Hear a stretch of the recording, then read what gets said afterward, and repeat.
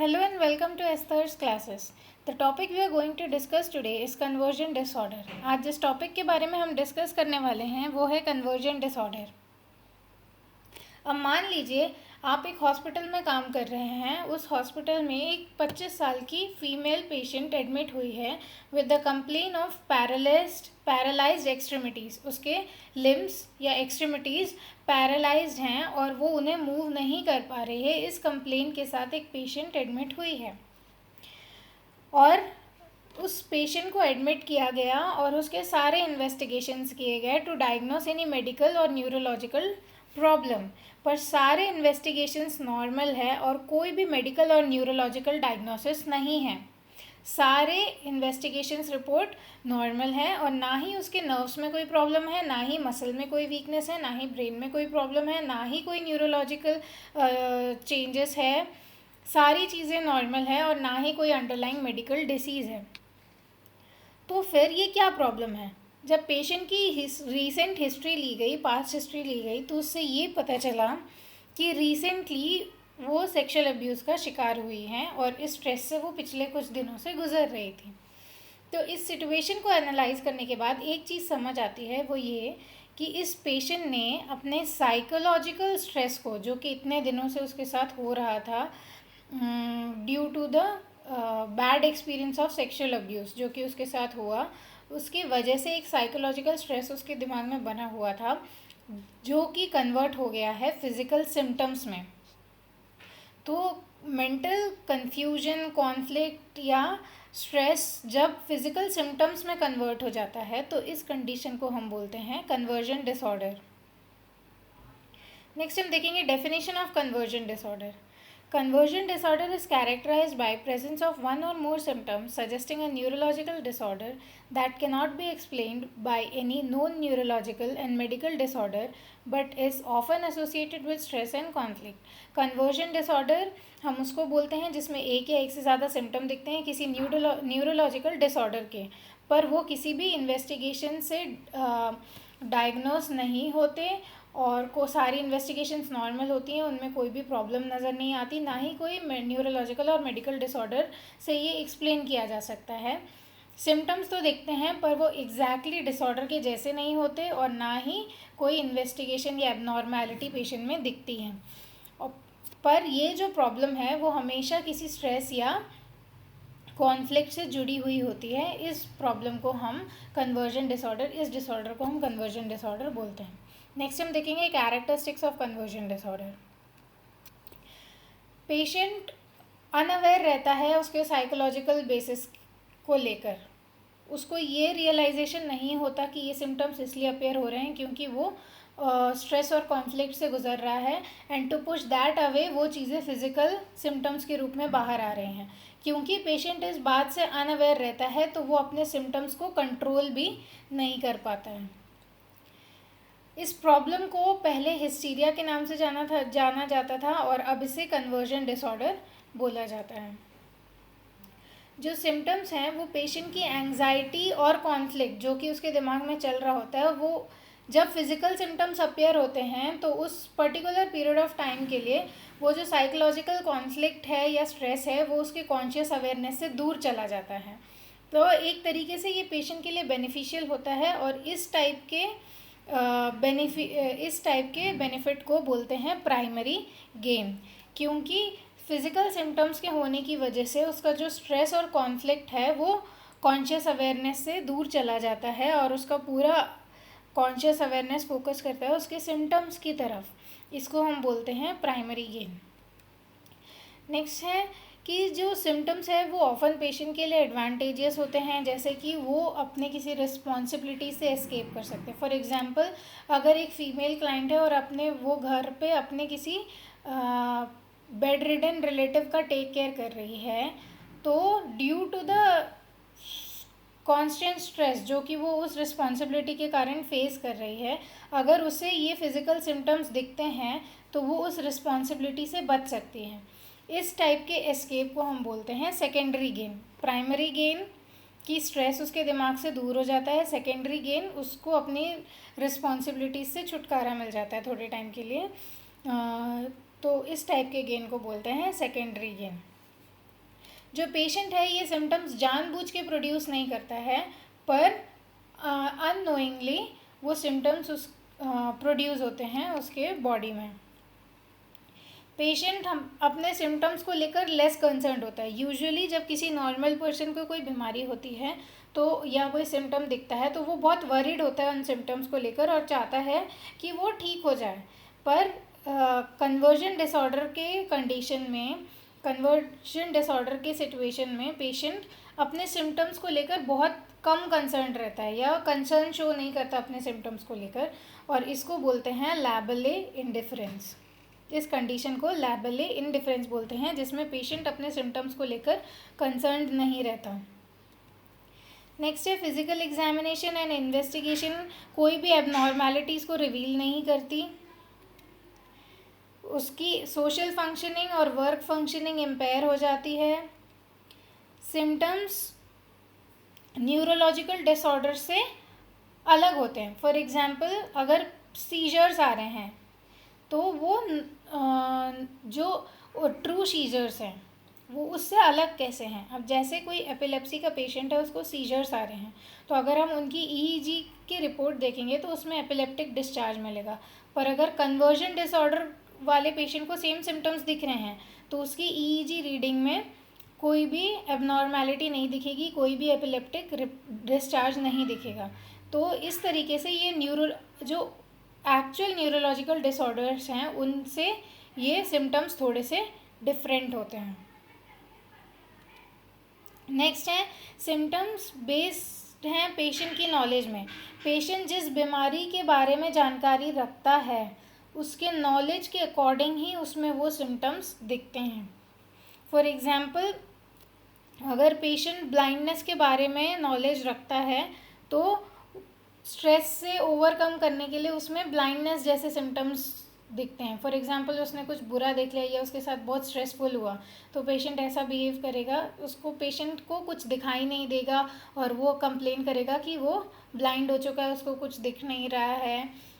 तो जिस चीज़ के बारे में, जिस सिम्टम के बारे में पेशेंट को नॉलेज होती है, यूजुअली कन्वर्जन डिसऑर्डर में देखा गया है कि उसी से रिलेटेड सिम्टम्स उनकी बॉडी में दिखते हैं। नेक्स्ट है एपिडेमियोलॉजी। 33% प्रेवलेंस है, लाइफ टाइम प्रेवलेंस है, चांसेस है मदर्स में होने के। देन नेक्स्ट है कि वो मोस्ट कॉमनली ये प्रॉब्लम, कन्वर्जन डिसऑर्डर की प्रॉब्लम देखी गई है यंग वुमेन में या ऐसे जगह में या ऐसे लोगों में जिनका सोशियो इकोनॉमिक स्टेटस लो है, या अनएजुकेटेड लोगों में देखने मिलती है, रूरल पॉपुलेशन में ज़्यादा देखने को मिलती है और मिलिट्री पर्सनल्स में ज़्यादा देखने को मिलती है। नेक्स्ट हम देखेंगे कन्वर्जन डिसऑर्डर के टाइप्स। कन्वर्जन डिसऑर्डर कितने टाइप के होते हैं? ये बेसिकली 3 टाइप के होते हैं: dissociative motor disorder, dissociative convergence, dissociative sensory loss and anaesthesia. Now what is dissociative motor disorder? Dissociative motor disorders में मोटर प्रॉब्लम्स आते हैं जैसे कि पैरालिसिस, ट्रेमर, कोरिफॉर्म मूवमेंट्स और गेट डिस्टर्बेंस। तो पैरालिसिस इज पार्शियल और complete loss of muscle function, जिसमें muscle function partially और कंप्लीटली लॉस हो जाता है, उस कंडीशन को हम बोलते हैं पैरालिसिस। ट्रेमर्स जब इनवॉलेंट्री शेकिंग मूवमेंट्स होते हैं, usually hands, legs, face, head और वोकल कॉर्ड में ये इनवॉलेंट्री शेकिंग मूवमेंट्स देखने को मिलते हैं, इसको बोलते हैं ट्रेमर्स। देन नेक्स्ट है कोरिफॉर्म मूवमेंट्स और गेट। ये है गेट डिस्टर्बेंस या कोरिफॉर्म मूवमेंट का मतलब होता है deviation from normal walking. Normal pattern of walking से कुछ डिफरेंट पैटर्न ऑफ वॉकिंग में कुछ डिफरेंट तरीके से वॉक करने को, या जो एबनॉर्मल तरीके से वॉक करने के पैटर्न को हम कोरिफॉर्म मूवमेंट और गेट बोलते हैं, गेट डिस्टर्बेंस बोलते हैं। नॉर्मली वॉक करने के लिए स्ट्रेंथ, सेंसेशन और कोऑर्डिनेशन, मसल कोऑर्डिनेशन और सेंसरी कोऑर्डिनेशन प्रॉपर होनी चाहिए, तभी एक इंसान नॉर्मल तरीके से वॉक कर पाता है। जब इनमें से किसी भी एक कोई भी एक चीज़, चाहे वो स्ट्रेंथ हो, सेंसेशन हो, कोऑर्डिनेशन का इम्बैलेंस होता है तो जो वॉकिंग पैटर्न है वो चेंज हो जाता है या डिस्टर्ब हो जाता है, जिसे हम गेट डिस्टर्बेंस या कोरिफॉर्म मूवमेंट के नाम से जानते हैं। Then next is dissociative conversions. इसमें कन्वल्सिव मूवमेंट्स देखने को मिलते हैं, मतलब सीजर्स के सिम्टम्स अपीयर होते हैं या पेशेंट को सीजर्स आते हैं। पार्शियल लॉस ऑफ कॉन्शियसनेस भी हो सकता है। देन नेक्स्ट है dissociative sensory loss and anaesthesia. इसमें क्या होता है, बेसिकली ये है नमनेस और टिंगलिंग और या फिर लॉस ऑफ सेंसेशन। तो इसमें देखने को मिलते हैं हेमी एनेस्थीसिया। हेमी एनेस्थीसिया का मतलब होता है inability to feel sensation in one side of the body, एक साइड ऑफ द बॉडी में सेंसेशन का लॉस हो जाता है। देन नेक्स्ट है ब्लाइंडनेस। ब्लाइंडनेस मतलब दिखाई नहीं देना या loss of sight. Then deafness, loss of hearing sensation. Glove and stocking anaesthesia. Glove and stocking anaesthesia. Glove and stocking anaesthesia का मतलब होता है जितने एरिया में हम ग्लव्स पहनते हैं और जितने एरिया में हम सॉक्स पहनते हैं या स्टॉकिंग्स पहनते हैं, मतलब हमारे फिंगर्स, पाम्स और रिस्ट, और पैर में हमारे फीट और नी तक के एरिया या काफ, वो एरिया में सेंसेशन का लॉस हो जाना या उस एरिया में कोई भी सेंसेशन फील ना होना, उसको हम बोलते हैं ग्लव एंड स्टॉकिंग एनेस्थीसिया। मतलब हमारे हैंड्स और रिस्ट और फीट और काफ तक या नी तक हमें कोई भी सेंसेशन फील ना होना, उसको बोलते हैं ग्लव एंड स्टॉकिंग एनेस्थीसिया, और साथ में नमनेस भी होती है।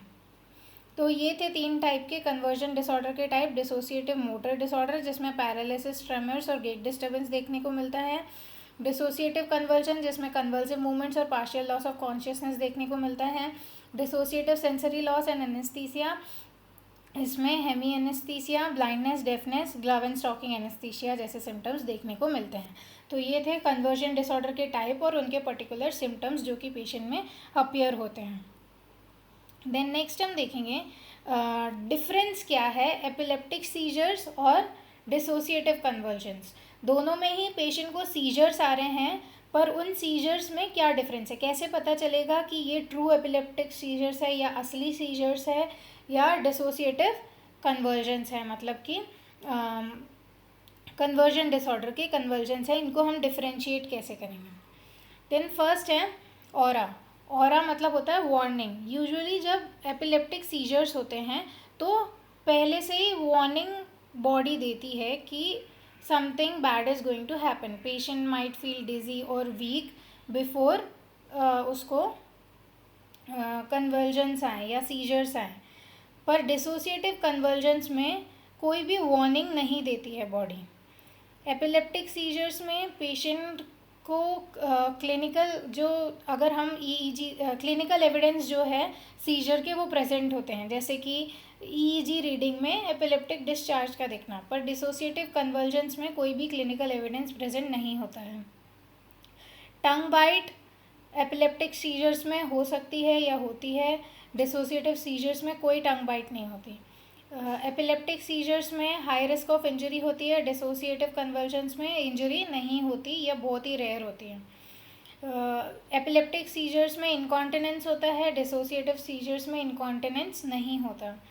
एपिलेप्टिक सीजर्स का जो ड्यूरेशन होता है वो 30 to 70 सेकेंड्स होता है, और डिसोसिएटिव कन्वर्जन्स में ये ड्यूरेशन बहुत लंबी होती है, बहुत प्रोलॉन्ग टाइम के लिए होती है, 20 सेकेंड्स to 800 सेकेंड्स तक हो सकती है।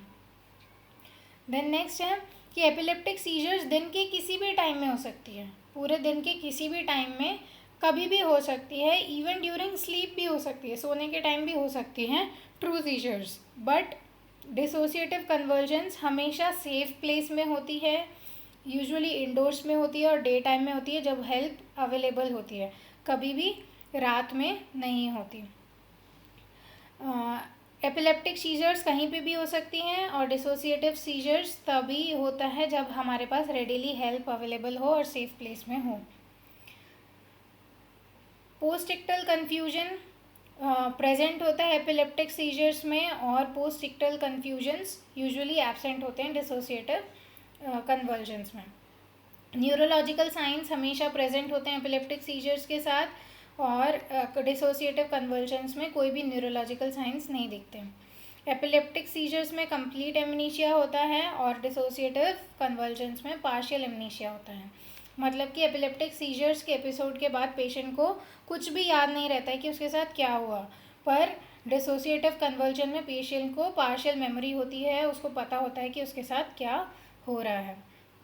तो इस तरीके से देखा जाए तो हम इजीली एपिलेप्टिक सीजर्स और डिसोसिएटिव कन्वर्जन के बीच में डिफरेंशिएट कर सकते हैं, और ये एक्चुअल न्यूरोलॉजिकल प्रॉब्लम से डिफरेंट होती है, और ये पेशेंट के कन्वीनियंस के हिसाब से होती है जो उसके सिम्टम्स दिख रहे होते हैं। देन नेक्स्ट है डायग्नोसिस। डायग्नोसिस में complete physical examination, medical and neurological investigation करते हैं, ये देखने कंफर्म करने के लिए कि कोई मेडिकल या न्यूरोलॉजिकल प्रॉब्लम तो नहीं है। पूरा पास्ट हिस्ट्री लेना है स्ट्रेसफुल इवेंट के बारे में।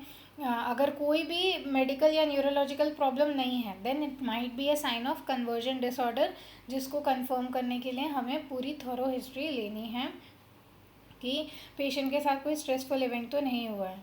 देन नेक्स्ट है सब्सटेंस अब्यूज़ का कोई प्रॉब्लम तो नहीं है, क्योंकि जो लोग सब्सटेंस अब्यूज़ करते हैं उनको ट्रीटमेंट में थोड़ा टाइम लगता है या वो डिफरेंटली रिस्पॉन्ड करते हैं ट्रीटमेंट के लिए, तो ये सब देखने के लिए सब्सटेंस अब्यूज़ की हिस्ट्री भी लेनी है।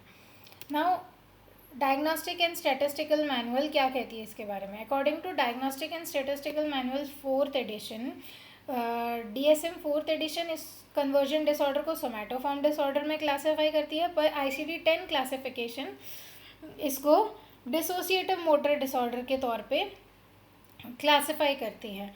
अभी भी ये डिबेटेबल है कि ये किस कैटेगरी में फॉल करता है, तो हम इसे अभी एग्जैक्टली किस क्लासिफिकेशन में रखना है ये नहीं कह सकते, पर हम इसे अलग से कन्वर्जन डिसऑर्डर के रूप में पढ़ते हैं। नाउ नेक्स्ट हम देखेंगे according to diagnostic and statistical manual हम कन्वर्जन डिसऑर्डर के डायग्नोसिस को कैसे कंफर्म कर सकते हैं। अगर कोई भी सेंसरी या मोटर फंक्शन लॉस हो और न्यूरोलॉजिकल सिम्टम्स दिखें पर कोई भी एविडेंस नहीं मिले क्लिनिकल और न्यूरोलॉजिकल फाइंडिंग्स के, तो हम उसे कन्वर्जन डिसऑर्डर कह सकते हैं। फिर स्पेसिफिक टाइप्स ऑफ सिम्टम्स या डेफिसिट दिखना ज़रूरी है, जैसे कि मोटर सिम्टम में डेफिसिट दिखना, सेंसरी सिम्टम में डेफिसिट दिखना, या सीजर्स या कन्वर्जन का आना, या इनका मिक्स्ड प्रेजेंटेशन। अगर ये सिम्टम्स हमें दिखते हैं तो हम कह सकते हैं कि ये कन्वर्जन डिसऑर्डर है। फिर नेक्स्ट है पेशेंट इसे कभी भी इंटेंशनली नहीं करता है। ये जो पूरे सिम्टम्स दिखते हैं वो अनइंटेंशनल होते हैं। जब पेशेंट अपने फिजिकल कॉन्फ्लिक्ट को साइकोलॉजिकल कॉन्फ्लिक्ट को फिजिकल सिम्टम्स में प्रेजेंट ज़रूर करता है, लेकिन वो अनअवेयर रहता है और जानबूझकर कभी भी नहीं करता, वो एक्चुअल में सिम्टम्स को एक्सपीरियंस करता है। देन नेक्स्ट हम देखेंगे ट्रीटमेंट बेसिकली इन्वॉल्व करता है साइकोथेरेपी, जिसमें आता है रीअश्योरेंस। मैक्सिमम पेशेंट्स रीअश्योरेंस से ही ठीक हो जाते हैं। अगर उन्हें ये रीअश्योरेंस कराया जाए कि उनको कोई भी प्रॉब्लम नहीं है, कोई न्यूरोलॉजिकल बीमारी नहीं है, कोई मेडिकल बीमारी नहीं है, ये स्ट्रेस की वजह से है, और धीरे धीरे स्ट्रेस कोपिंग मैकेनिज्म से पेशेंट ठीक हो जाता है। फिर नेक्स्ट है इंडिविजुअल थेरेपी। इंडिविजुअली पेशेंट के साथ बात करके उसको सब साइकोथेरेपी दी जाती है, काउंसलिंग टेक्निक्स की जाती हैं उसके साथ, उससे बात करके उसको वर्बलाइज करने के लिए बोला जाता है, तो और उसको स्ट्रेस कोपिंग मैकेनिज्म के साथ हेल्प किया जाता है।